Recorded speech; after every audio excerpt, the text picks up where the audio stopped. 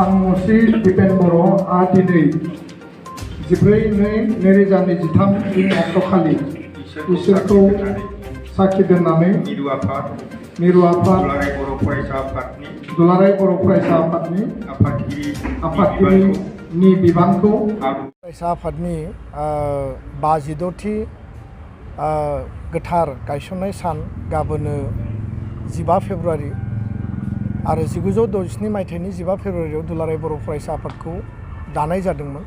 बै समाव आफादगिरि महरै बानेश्वर बसुमतारी, गाहाय नेहाथारि महरै कनकेश्वर नार्जारी आरो गासै गायसनगिरि दैदेनगिरि बिथांमोननि मोनसे गोथौ आरो गुवार मेलेमनि साननायजों दुलाराय बर' फरायसा आफादा जोनोम मोनदोंमोन। दिनै फैयै फैयै 55थि मोनसे जोंनि जि जार्नि बे जार्निया दिनै सफैबाय आरो बे मोनसे गोग्गानायनि थासारि, बे मोनसे जारिमिनारि सम आरो बेयाव बर' हारिनो जिखिनि एबसुनि गासै मावथि बिबानगिरि बिथांमोना सिबिलांबाय, हाबा मावलांबाय, गावनि जिउखौ सेक्रिफाइस खालामबाय, जों अराय बिथांमोनखौ गोसोखाङो। अराय बिथांमोननि लामा थाबायनायखौ जों अरायबो संदाननानै लामा थाबायलांगोन। बड'फा उपेन्द्रनाथ ब्रह्म बिथांनि माहारिखौ गेरेमसा माहारि दानायनि जि मोन्थोर बेखौ जोङो गोसोआव हमथानानै बोजबनानै हाबा मावलांगोन। जोंनि बे समायखिरा आरो गाबोननि जि 56थि गायसननाय सान, बे सानजों लोब्बा लाखिनानै गासै बर' हारि, बर' सुबुं, बुहुमाव थानाय, भारताव थानाय, आसाम आरो बड'लेण्डआव थानाय, बर' कसारि काउन्सिलाव थानाय गासैनिसिमबो रोजा रोजा साबायखर बावदों, खुलुमनाय जासिहरदों आरो नोंथांमोना जोंखौ बजबबाय, अनसायबाय आरो अरायबो बजबलांगोन, अनसायलांगोन, जोंखौ जोथोन लागोन, जोंखौ मदद होगोन। बिनि थाखाय नोंथांमोननि खाथियाव जेरखम खर' गंग्लायै जेब्लाबो जोंनि मान होनाय आरो सिबिनाया थागोन आरो दुलाराय बर' फरायसा आफादखौ नोंथांमोना जेरैबायदि सिबिनो थाखाय, माहारि सिबिनो थाखाय, माहारिनि हाबा मावनो थाखाय, माहारिनि थाखाय जुजिलांनो, मोगा मोगि जानो थाखाय जिखिनि साहस होबाय बा नोंथांमोना हाबा मावनो थाखाय खाबु होबाय, बिनि थाखायबो जोङो अराय साबायखर बावो।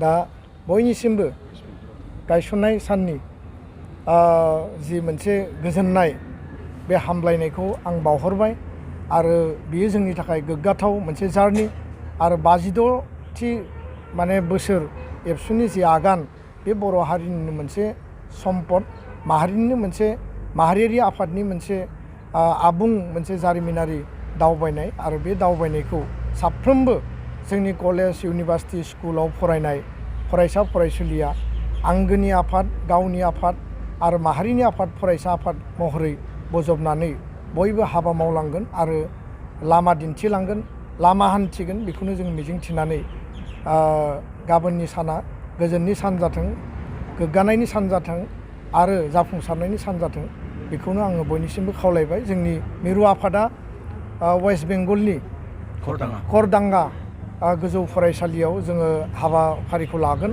फुंबिलियाव फिरफिला बिरहोनाय, बिबार बावनाय, मुंख्लंफोरनो, बड'फानो, जोंनि बारग' आफादगिरि गाहाय नेहाथारि जायफ्रा रुंसारि आरो मुंख्लं जाबाय बिथांमोननो, लोगोसेनो गोजोननि फारौ बिरहोनाय।